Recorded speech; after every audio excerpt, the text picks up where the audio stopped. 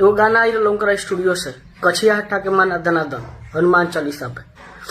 कोई हमारा मोबाइल से फोन कर ले रहा है।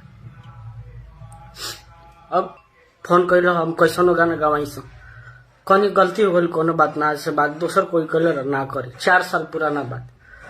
दोबारा गई धीरे धनी के स्टूडियो संगीता रिकॉर्डिंग स्टूडियो पे गाना गावे।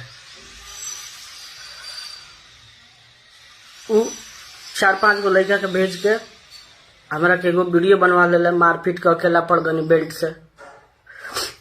हम रात के अकेला रहनी स्टूडियो पर। ये बात धीरज धनी भी जानता रहे, संगीत स्टूडियो वाला भी सब कोई जानता।